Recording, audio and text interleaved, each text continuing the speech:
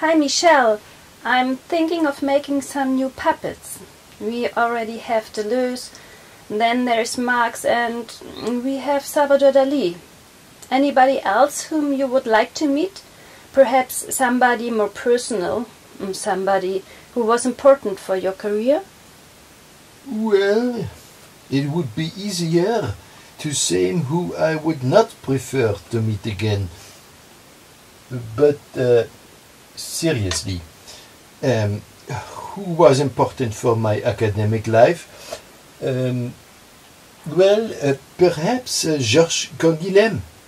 Okay, but he's not a particularly prominent figure. Nobody knows him, and even those who do know him often fail to pronounce his name. Come on, that's not that hard. Canguilhem. Sounds like an Asian name to me, like Genghis Khan or Mao Zedong. Oh, another one of your stupid jokes. If you continue like this, I get very upset. Canguilhem was one of the most important, if not the most important philosopher in post-war France. You probably recall what I say in my preface to the English translation of The Normal and the Pathological, quote, "Take away Canguilhem, and you will no longer understand much about Althusser, Althusserism, and the whole series of discussions which have taken place among French Marxists.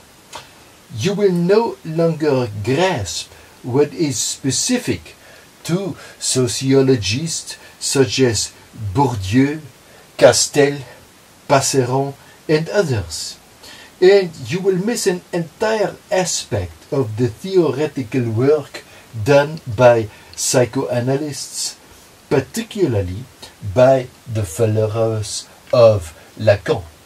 Sounds impressive indeed, but it's hard to spell out Canguilhem's role in positive terms, isn't it? And outside of France, he seems to be a largely unknown author, completely forgotten and unread. So, when did you meet him first? Well, that must have been in 1950 or 1951, in the context of my state exams in philosophy. In these highly centralized exercises, you could not avoid him. For decades, Canguilhem was head of the committee, and as everybody knew, he could be very harsh. We called him Le Kong, and also King Kong. I only got to know him better when I had finished my doctoral thesis. Would you say that Canguilhem was your teacher? Well, I did not take any courses with him. It was only in 1955 that Canguilhem got a position at the Sorbonne. At that point, I wasn't a student anymore. Some years later, one of my former philosophy professors, Jean Hippolyte, had to realize that my doctoral thesis dealt with the history of psychiatry. Hippolyte declared himself incompetent in this matter and sent me on to Canguilhem. That must have been in 1960 or so. Why did he send you away? Well, Hippolyte himself was a pure philosopher, whereas Canguilhem was not only trained in philosophy but also in medicine. At some point he had even worked in the psychiatric context in Saint-Alban in 1944. Hippolyte knew about all of this, so he put us in touch. I always thought that Canguilhem did history of science, hence your interest in his work. That was an additional reason.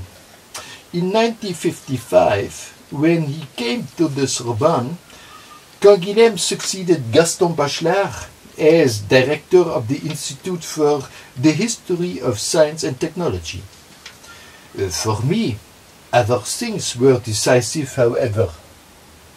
On the one hand, there was Canguilhem's ability and willingness to resist. He had been a militant member of the Resistance. He literally risked his life when fighting the Nazis.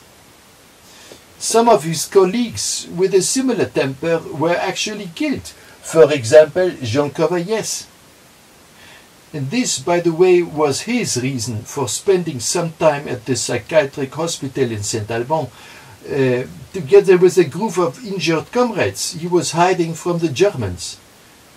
Ever since then, Canguilhem had a very special energy, a way of being convinced and intensively engaged, a vital force that was a crucial inspiration to me. I guess we already talked about his critical vitalism. Right. And then on the other hand, we had a shared interest in a topic that was much debated in the 1950s. That is the question of psychology. Canguilhem had done one of his articles packed with ideas and arguments. The title was, "What is Psychology?"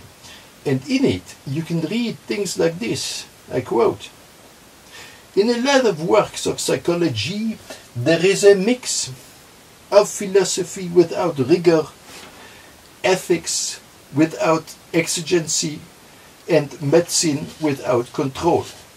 Such works are a philosophy without rigor because psychology is eclectic in the pretext of objectivity." Pretty tough.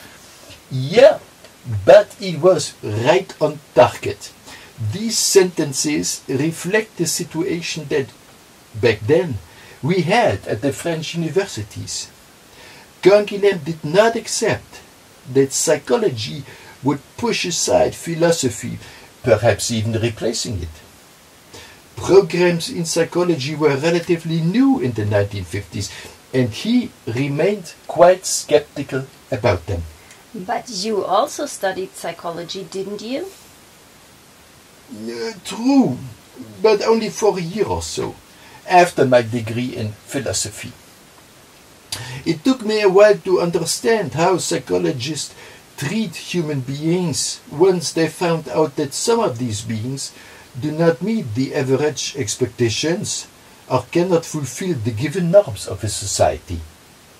Canguilhem helped me a lot in getting this straight. By highlighting the autonomy of the subject, or more precisely, its normativity, that is, the ability of the organic individual to determine him or herself the norms according to which he or she wants to live. Voilà. In that sense, it would be very interesting to have a Canguilhem puppet. I'm sure he would have to say some interesting things about the life of puppets. Depending on his resistance against the puppeteer. So, let me see what I can do. Bye-bye, Michel. Bye-bye.